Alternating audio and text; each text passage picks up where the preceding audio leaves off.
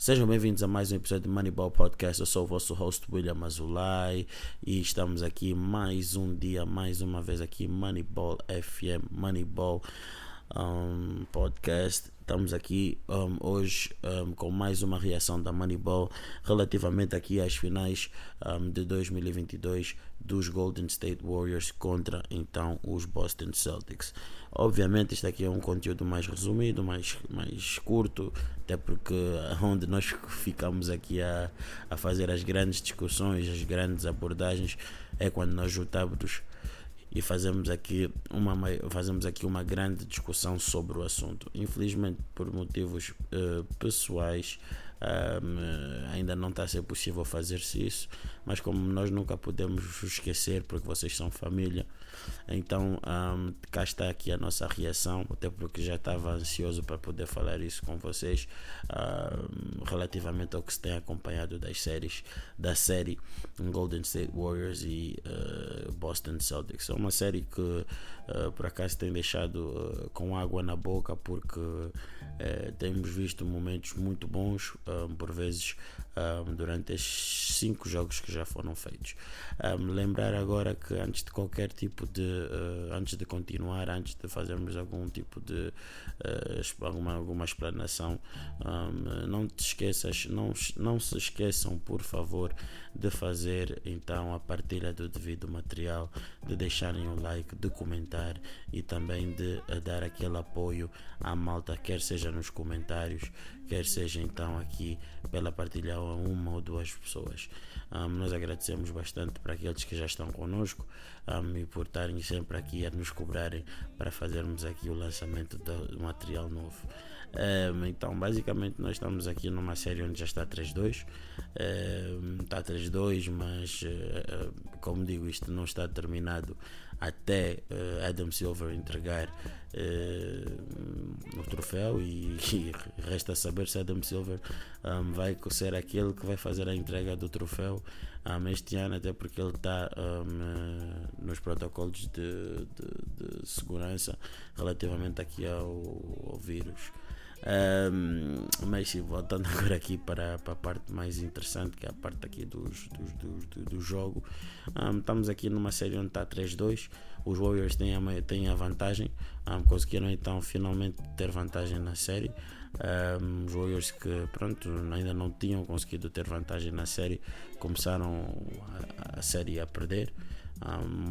Uma derrota em casa no primeiro jogo de 120-108. Estamos a falar aqui um dos jogos mais estranhos por parte dos Warriors, porque sempre tiveram o controlo, podemos assim dizer, do jogo.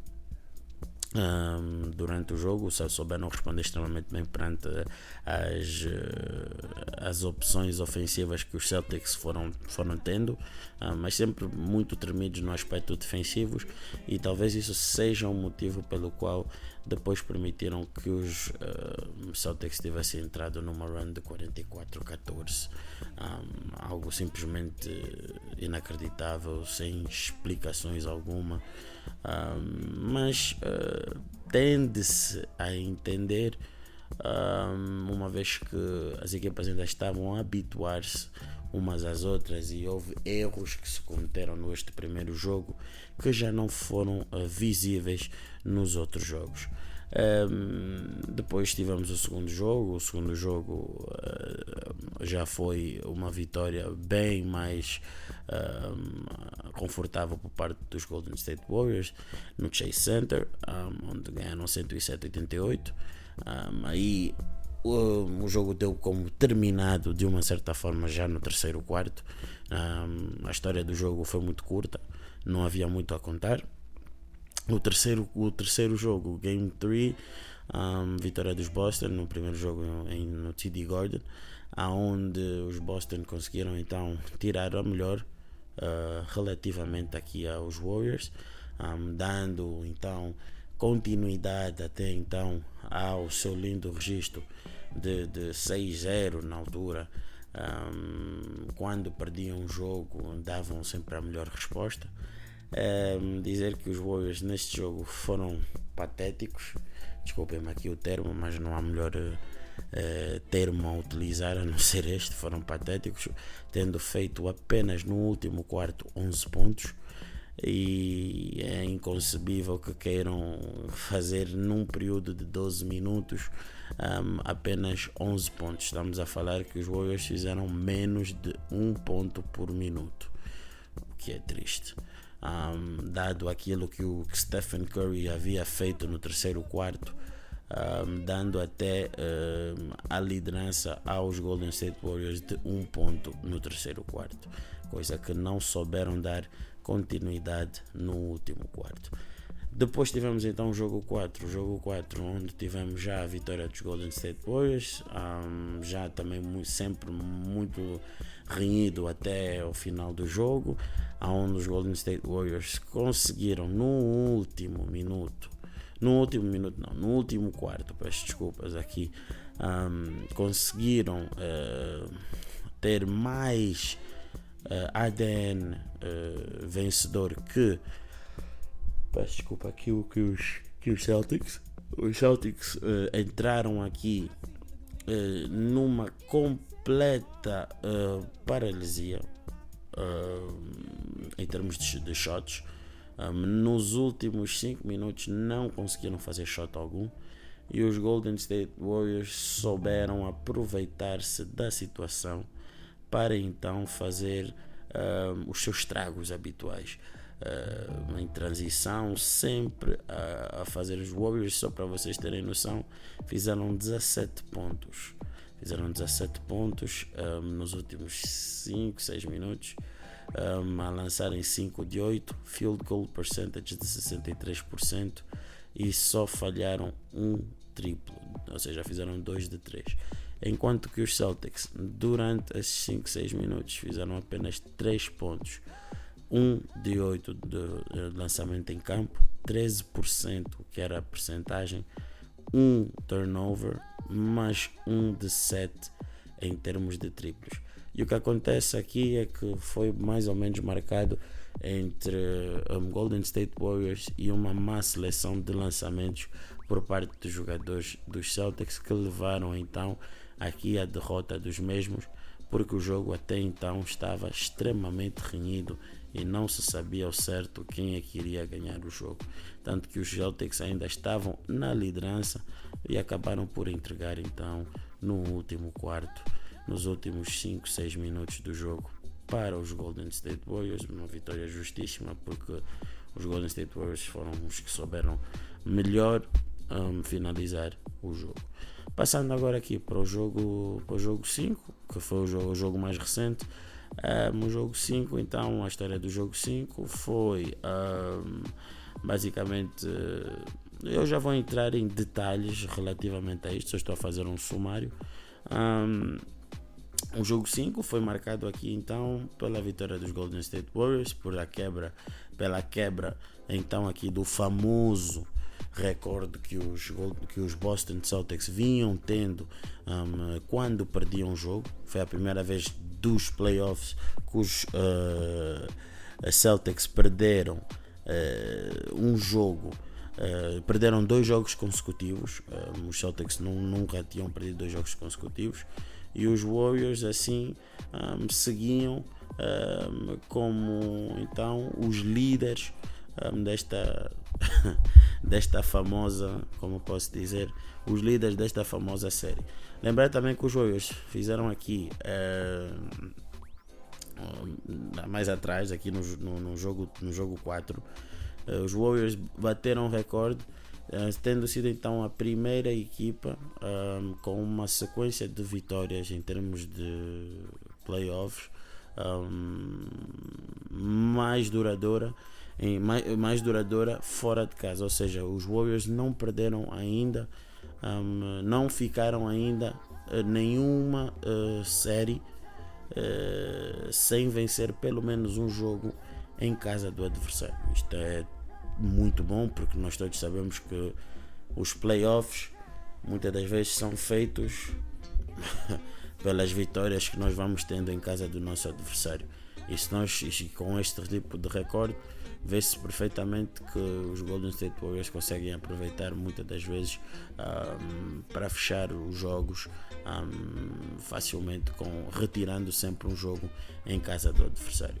Lembrar que também no último jogo foi um jogo marcado então por Andrew Wiggins e também pelo facto de Stephen Curry ter finalmente, não é? Finalmente, como quem se diz, né? Mostrado à população mundial que ele é humano, não é um robô. Acabou o jogo com 16 pontos e, por mais incrível que pareça, o Stephen Curry não acertou nenhum triplo. Não aceitou nenhum triplo. Esteve 0 de 9 a última vez que isto aconteceu e que podemos utilizar aqui então como material de estudo. Só aqui um facto interessante: a última vez que isto aconteceu então foi então em 8 de novembro de 2018. Ou seja, Stephen Curry desde 2018, desde 8 de novembro de 2018 que não tinha um jogo sem concretizar um único triplo. Estamos a falar de 233 jogos. Estamos a falar então aqui de 1313 dias. É muito jogo, é muito dia aonde Stephen Curry não ficou sem concretizar. Mas pronto, teve uma má noite em termos de lançamento e é o que é, mas soube contribuir para o sucesso da equipa de outra forma. Mas já vamos entrar por aí. As grandes questões que se têm feito relativamente aqui a esta série, e lembrando sempre que isto aqui é apenas uma reação, por isso também não me irei estender de forma muito longa, também para não vos cansar em termos de material e também para não retirar aquilo que é a nossa discussão como grupo relativamente aqui às finais, das finais, né? Até porque isto é um conteúdo individual, também é sempre bom ouvirmos a perspectiva dos outros e também lembrar que também isto é apenas a minha perspectiva, da minha William, aqui um dos hosts do podcast. Então, relativamente aqui então a estes 5 jogos que nós já temos tido, temos visto aqui duas equipas que são completamente irregulares no ponto de vista ofensivo, jogos muito marcados por vezes por isso, jogos muito irregulares por parte dos Golden State Warriors e dos Boston Celtics. Acho que deve ser uma das finais onde é muito difícil de alguém dizer ao certo se uma equipa é fiável ou não do ponto de vista ofensivo. Golden State Warriors muito trêmulos, acontecer que por vezes durante os jogos entrarem aqui num bloqueio aonde não conseguem depois sair e acabam por depois entrar numa situação aonde acabam por perder leads, aonde acabam por depois complicar jogos fáceis.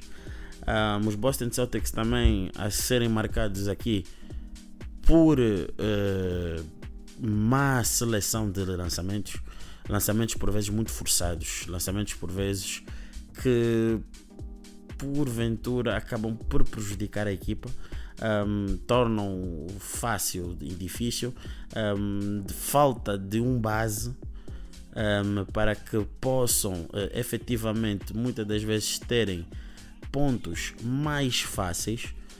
Os Boston querem fazer ISO do início até o fim nas suas principais estrelas, e isso nós temos aqui exemplos, né? James Harden e companhia, que mais cedo ou mais tarde o corpo acusa, o braço acusa, a perna acusa e o que estava a entrar deixa de entrar, ou nem sequer entra naquele dia. São shots muito complicados e acaba-se por ter muita dificuldade depois em conseguir ter êxito com isto. Isso tem sido marcado muito pela série.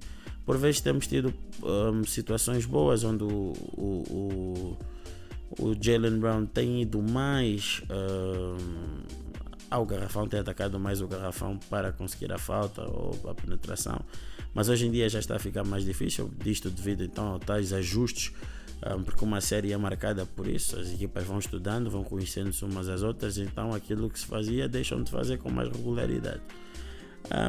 Mas o grande problema aqui tem sido o Jason Tatum. O Jason Tatum tem sido um jogador, e é aqui onde eu começo sempre relativamente a apontar dos Boston. Acho que tem sido o jogador que tem tido mais dificuldades na série em ter, como é que eu posso dizer, grande contribuição em termos de lançamentos ofensivos. No primeiro jogo lançar 3 de 17, ou seja 18%. No segundo jogo teve uma melhoria, obviamente, 8 de 19. No terceiro jogo lançou novamente mal, 9 de 23, 39%. E depois no quarto jogo lançou 8 de 23, 35%. E depois entramos aqui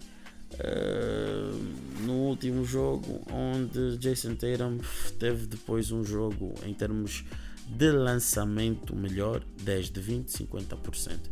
Então não tem sido uma série muito fácil para ele, mas também não tem sido fácil porque ele próprio se complica. Muitas das vezes nós vemos Jason Tatum a tentar demasiados lançamentos difíceis. Jason Tatum muitas das vezes tem a vantagem na marcação. Os Warriors por vezes fazem aqui jogadores onde provocam um mismatch, né? E o Jason Tatum não aproveita. Jason Tatum esquece que é 6'10". Jason Tatum esquece que tem o X-Span, que tem as ferramentas necessárias para poder então chegar facilmente então ao garrafão e fazer os pontos, e decide muitas das vezes pelo contested mid-range.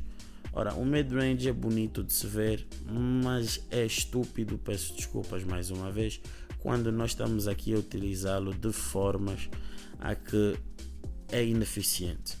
E nós muitas das vezes vemos que a falta de produtividade em momentos dos jogos dos Celtics deve-se a essa má seleção por parte então aqui do Tatum relativamente então a esses shots que ele costuma dar. Tatum tem tido muitas dificuldades também aqui relativamente ao cuidar da bola. Continuo a dizer que o melhor jogo do Jason Tatum, apesar dos números não terem sido melhores em termos de lançamento, continuo a dizer que o melhor jogo do Jason Tatum até agora foi o primeiro jogo, aonde ele lançou, conforme disse, no primeiro jogo teve aqui o lançamento de como é que eu tinha dito? Tinha um lançamento então aqui de 18%, e apesar disso Jason Tatum conseguiu ter um bom jogo para mim, porque teve influência, teve impacto no jogo de outra forma, conseguiu criar então situações mais favoráveis para os seus colegas fazerem lançamentos, ou seja, foi um facilitador no jogo. Acabou com 13 assistências e apenas 2 turnovers. Ora, isso é o que nós esperamos de um PG de alto nível, ou seja, estamos a falar aqui de uma eficiência de passe extremamente boa, que deram a pontos. Então isso acaba por ser muito importante, porque conseguiu muitas das vezes aproveitar-se do trap, ou seja, das armadilhas que os Golden State Warriors iam montando, por vezes até nos cantos do campo, entre outros, ou seja, double team no Jason Tatum, de forma a que ele seja retirado então espaço. Ele conseguiu sempre encontrar formas, quer seja então pelo skip pass, quer seja por outras formas, de encontrar colegas que estivessem então disponíveis para fazer então um lançamento. E isso quebrava demasiado por vezes os Warriors, porque muitas das vezes implicava uma rotação mais rápida defensiva, e havia falhas de rotações defensivas, e isso levava depois a um aproveitamento dos Celtics, porque tinha sempre um homem aberto para fazer o ponto. Então assim eu digo que o Jason Tatum nesse jogo fez o melhor jogo até agora da série, que contribuiu bastante então para o sucesso dos mesmos e conseguiu alimentar bem os colegas. Tanto que este jogo, com as 3 assistências que fez, acabou por bater um recorde. Foi o jogador da história das finais da NBA com mais assistências no mesmo. Só que o que acontece é que depois dali o Jason Tatum tem tido dificuldades também em ser este facilitador. Da mesma forma como tem sido difícil para poder acertar os lançamentos, tem sido também difícil para tratar bem a bola. O Jason Tatum atualmente é o jogador com mais turnovers então numa final então da NBA. Acaba por ser, como é que eu posso dizer, acaba por ser de certa forma preocupante, mas também acaba por ser de certa forma descompreensível. O Jason Tatum ainda é muito jovem, há de chegar lá. Estamos a falar que o Jason Tatum tem 95 turnovers agora. Tem 95 turnovers. Isso é um número que não se pode deixar passar. Continuo a dizer, é jovem, vai ter margem de progressão relativamente a isso, mas tem 95 turnovers. Como é que eu posso dizer, durante a post-season toda, ou seja, durante os playoffs todos. Eu tinha dito finais, mas não, durante os playoffs, ou seja, ele é o jogador com mais turnovers nos playoffs na história da NBA. É muito turnover e é uma coisa que ele vai ter que melhorar no seu jogo, e isso acaba por depois ter impacto naquilo que é o jogo dos Celtics, porque os Celtics é uma equipa que tem um péssimo registro quando tem 15 turnovers ou mais. Apenas ganharam uma vez e perderam depois os restantes jogos. Ou seja, acaba por ser então aqui acaba por ser então aqui preocupante. Ou seja, é uma equipa que quando tem muitos turnovers tem tendência a perder 15 turnovers. E estamos a falar com o Tatum, por exemplo, no último jogo, 5 turnovers, Smart 4, o Jaylen Brown volta de 5. Já estamos aqui então nos 14 turnovers, só em 3 jogadores. E depois temos mais os outros jogadores.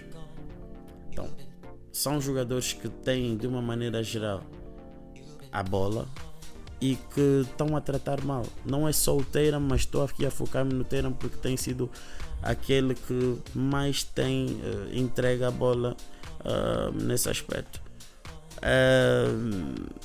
Isso depois provoca pontos de transições para os Golden State Warriors. Os Golden State Warriors são muito rápidos na transição e fazem muito bem os pontos, e isso torna muito difícil depois nós pararmos qualquer tipo de jogada efetuada pelos mesmos. Jaylen Brown extremamente bem até uma determinada parte da série, mas também com dificuldades quando é defendido pelo Green. Apenas está 1 de 13, ou seja, apenas só tem quando defendido por Green só tem 1 ponto, só converteu 2 pontos e não tem tido a melhor eficiência. Tem utilizado o seu corpo para muitas das vezes chegar até a tabela, até o garrafão, mas isto hoje em dia está a ser mais difícil devido então à grande estratégia utilizada pelo Steve Kerr.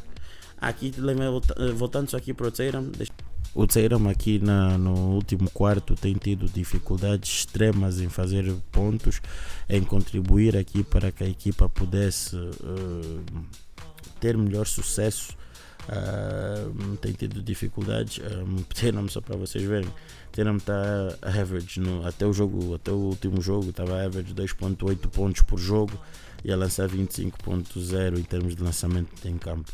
É muito difícil tu conseguires ter melhores resultados quando tu estás a ter esta ineficiência individual. É muito difícil porque tu, sendo a opção número 1 da tua equipa, principalmente a opção número 1 ofensiva, ao teres essa ineficiência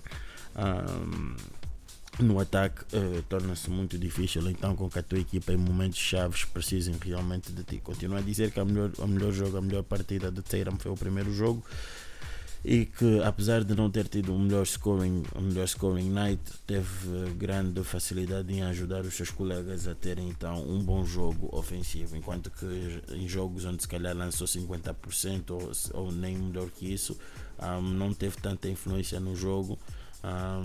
conforme se esperava. O Tatum muitas das vezes complica, conforme já disse, o fácil no difícil, tentando muitos shots de certa forma desnecessários. De tratamento da bola, trata muito mal a bola por vezes. O Tatum está, como disse, 95 turnovers nos playoffs. É o jogador com mais turnovers na história dos playoffs. Nunca foi visto isso antes. Significa então que é um ponto a melhorar. E tu, principalmente quando és aquele jogador que tem mais tempo a bola, torna-se muito difícil. Os Boston continuam a precisar de um base. Não sei ao certo como é que isso pode ser. Marcus Smart não é base, não cria jogadas para facilitar os colegas, não faz parte do jogo dele. E eu continuo a dizer que é o que falta aos Boston, porque certos momentos do jogo, principalmente no jogo 4, se tivessem um facilitador, talvez o desfecho seria outro. Talvez os Boston conseguiriam ganhar porque teriam pontos muito mais fáceis em vez de terem que recorrer constantemente aqui ao ISO, conforme têm feito nos últimos tempos. Relativamente depois aqui, assim sendo, aos Golden State Warriors, também fazer aqui menção a forma como o Green tem se reinventado, tem conseguido também encontrar formas de ser produtivo, tem tido dificuldades para poder ultrapassar a barreira Robert Williams. Robert Williams se retira ao conforto de qualquer tipo de equipa para fazer a penetração, um bom rim protector, shot blocker, então isso por si torna muito difícil por vezes tu conseguires ter uma vontade. Green então tem se reinventado aqui na série. Depois, relativamente então a crítica que tem recebido, isso faz parte, isso é normal. O Green não tem tido grande contribuição ofensiva, talvez no último jogo contribuiu bastante, foram 8 pontos e talvez 7 assistências, se não estou em erro. Isso aí já demonstra uma grande contribuição em termos de números ofensivos para que a equipa possa ter sucesso. Temos também aqui temos que salientar aqui o seguinte, é que o Green, no ponto de vista defensivo, tem sido um monstro, tem defendido extremamente bem, retirando então um conforto por vezes até ao Jaylen Brown, que está 1 de 13 quando defendido pelo mesmo. Temos também aqui muitas das vezes na ajuda que ele faz para conter Horford, para também aqui complicar por vezes a vida de Robert Williams quando é para fazer então o ressalto. Aí é mais difícil, é muito mais difícil relativamente então aqui para Robert Williams, quando tem por vezes a presença do Draymond Green, aquele jogador que dá o corpo às balas, não tem problema em ser fouled out e essas questões todas. Lembrar também aqui que os Golden State Warriors têm aproveitado bastante o seu high pick and roll. Isso torna muito difícil, é o que eu digo, muito difícil mesmo a defesa nesse caso, porque isto obriga com que ou o jogador sobe, nesse caso aqui, quando ele consegue o switch, um jogador como o Tice, um jogador como Robert Williams fica muito em cima do jogador e depois corre o risco de perder o marcador, principalmente se for em velocidade lateral, porque não tem velocidade lateral para poder apanhar o guard, ou se ficar em cima, ou se ficar com um bocadinho de hesitação, ou o risco de ver um triplo a ser posto quase do meio campo, ou com mais coisa, menos coisa, 25 feet, ok? A entrar. E isto aconteceu bastante no jogo 4 e isso houve momentos do jogo onde o Doka pedia ao Robert Williams para poder subir mais e o Robert Williams dizia ao Udoka, mas eu já estou alto, e o Udoka pedia mais alto. Então é a tal dificuldade que se tem em travar jogadores com esta mestria.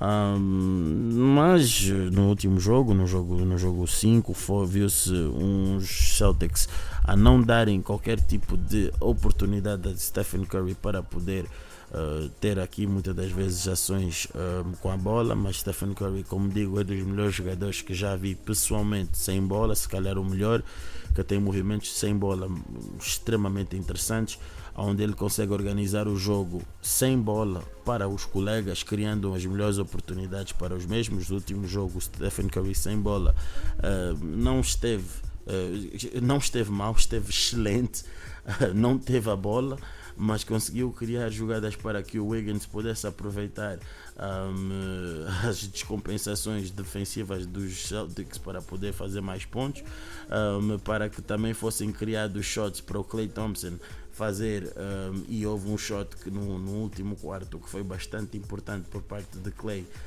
que foi criado então por Stephen Curry. É aquilo que eu digo, é o famoso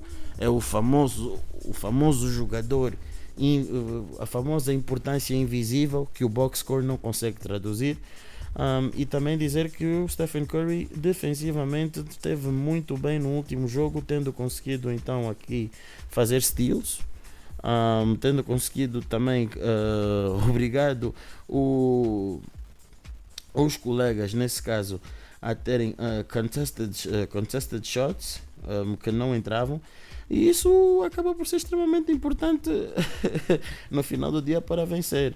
Às vezes nós dizemos, o Wiggins hoje é que carregou. Está bem, carregou porquê? Como é que conseguiu carregar? Como é que foi visto o jogo? Como é que estás a ver o jogo? Qual foi a contribuição que os outros jogadores tiveram para que o caminho tivesse fácil para o Wiggins? Então, é isso que eu digo. Às vezes nós temos que saber analisar o jogo para além daquilo que se vê, que são os números. E o Stephen Curry nesse aspecto conseguiu, por acaso, nesse jogo, ajudar bastante o colega nesse aspecto. Agora, relativamente aqui então ao Klay Thompson então está a voltar agora da lesão, está a primeira época e tudo muito mais. O mindset é extremamente bom, mas ainda o Klay Thompson não está aquilo que gostaríamos ainda que ele fosse. Ainda não é o Klay. O Klay está nos últimos 3 jogos, está average nesse caso então, os valores nada maus, do ponto de vista até de eficiência está muito bom. Estamos a falar então aqui nesse caso então aqui com 21.3 pontos por jogo, 41.2 na linha de lançamentos, de lançamentos de 3, com 11.3 tentativas. E estamos aqui a falar então sem que haja a influência do Game 6 Klay. Game 6 Klay vamos ter a oportunidade de ver agora em Boston. Não é um mito, digo, é um facto. Temos aqui alguns jogos importantes do Game 6 Klay, os marcantes, pelo menos o do Game 6 Klay contra o Thunder, 41 pontos, 4 rebounds, uma steal e a lançar 45% de campo e 61% da linha de 3. Esse Game 6 contra os Rockets, 65 pontos, 6 rebounds, 4 steals, 56% da linha de lance livre, 64% da linha de triplos. Game 6 Klay contra os Grizzlies, 30 pontos, 8 rebounds, 3 blocos, lançamento em campo 50% e 57% da linha de triplos. Ou seja, acaba por ser extremamente interessante ver Klay a fazer essas coisas. Então a pessoa pergunta quanto é que o Klay Thompson vai fazer contra os Boston. Acaba por ser também interessante porque num jogo onde Curry teve ofensivamente o seu pior jogo, o famoso fluke, né? O Curry tem sempre um fluke game nas finals e desta vez ganhou. Também isso é que me preocupa relativamente aqui à situação dos Boston, porque o Curry não vai voltar a lançar 0 de 9, não vai voltar a ficar sem ter essas oportunidades, e viu-se claramente que em função foi o cansaço do jogo 4 que teve em Boston, que foi um jogo épico, talvez o melhor jogo do Curry para mim, e se tu ainda não viste, aconselho a veres o jogo, não perdes nada porque foi um jogo muito bonito de se ver, mestria de Curry. E viu-se claramente que muitos dos lançamentos que esteve a fazer durante o jogo 5 foram demasiado curtos, talvez seja cansaço. Agora aqui relativamente então ao jogo 6, previsão, estamos a caminhar para o desfecho. Acredito que vai acabar já agora na quinta-feira, vai nos Estados Unidos, mas aqui em Angola, Portugal, onde quer que estejamos, com um fuso horário idêntico, na madrugada de sexta-feira, acredito que já termina tudo. mas que o momento está a ser muito alto agora para os Celtics, então não acredito que os Celtics saibam responder da melhor forma. Estão a tratar muito mal a bola, mais seleções de lançamento, e os jogadores já estão num ponto onde estão a ter dificuldades em saber até que ponto vão conseguir fazer a cobertura do Steph Curry, e também acaba por complicar, porque se tu estás a fazer marcações do Stephen Curry duplas, estás a fazer blitz e tudo muito mais no Stephen Curry, e depois o Stephen Curry consegue encontrar e ter a ajuda do Klay Thompson, Jordan Poole, que até alguns momentos do jogo 5 estava com 12 pontos em 13 minutos. Fica muito difícil tu conseguires responder a isso, porque tu não tens ao certo como poder conter esta situação. Mas pronto, estamos aqui a nos aproximar, ainda por cima estamos em Boston. O Curry, por acaso, nessas séries tem tido bastante rendimento positivo. Em Boston estamos a falar que ele está com um average de 37 pontos por jogo, 6.5 em 6.5 triplos de tentativa, a lançar 54% da linha, a lançar 54% em campo e 52% então da linha de triplo. Isto em Boston. Lembrar então que no jogo 3 fez 31 pontos, 6 triplos e 55% em campo, 43 depois o jogo 4, o jogo épico, 43 pontos, 7 triplos e ainda 54% de campo. Acabam por ser números bastante interessantes, acabam por ser então números que fazem ver que o Curry talvez vai ter um jogo extremamente bom em Boston, principalmente após já ter feito aquele jogo mais descuidado por parte dele, é normal. E então acho que aqui temos tudo para termos um bom jogo relativamente a isso.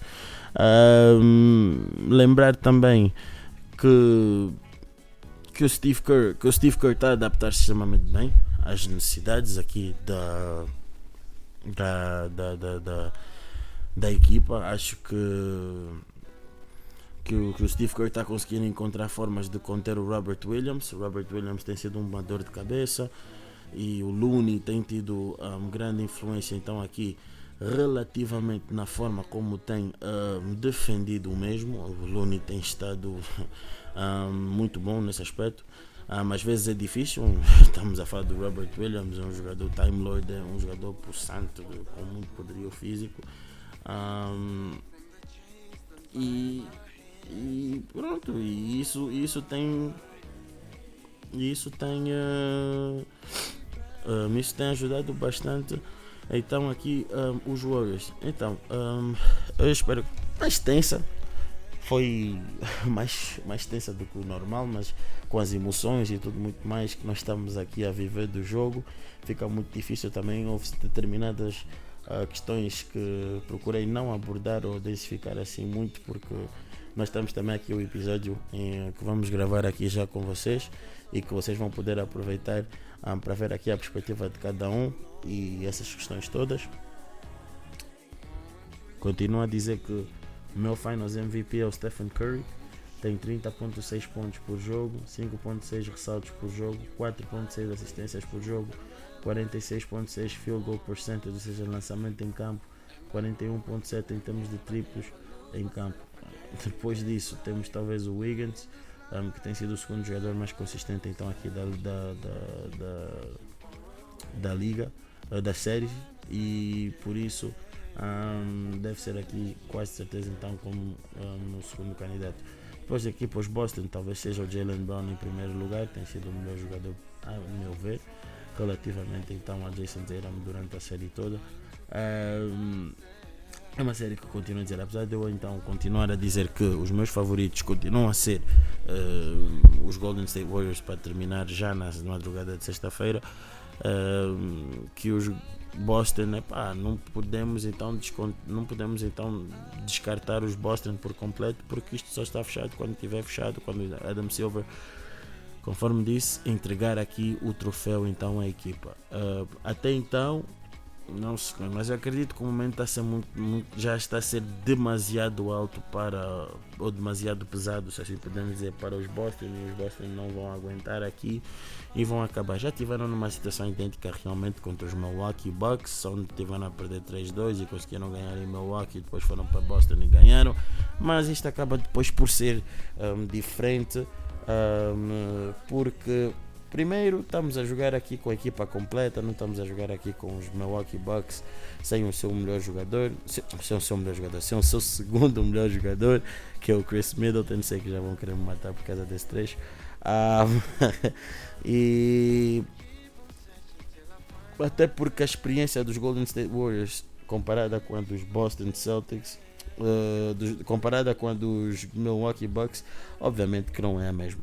Apesar de uma ter sido campeã e outra também, a outra já tem muito mais anos de estrada e já sabe muito mais, já viveu muito mais momentos do que os Milwaukee Bucks relativamente então a momentos de campeão. Eu espero que vocês tenham gostado. Não se esqueçam então aqui de partilhar, não se esqueçam então de vocês seguirem então aqui o canal. Esta aqui foi uma reação da minha perspectiva. Lembrar que nós temos então temos aqui os outros membros que têm de certeza outras formas de pensar, então também tive que me conter relativamente aqui a algumas análises para que possamos ter depois também material para poder apresentar em grupo. Agradecemos então bastante pelo facto de vocês continuarem a apoiar e de cobrar e tudo muito mais. Não se esqueçam de partilhar para uma ou mais pessoas. Não se esqueçam de deixar os comentários. Não se esqueçam de seguir aqui a página. Muito obrigado e estamos juntos. Meu nome é William Azulay. Um grande obrigado. Esse foi.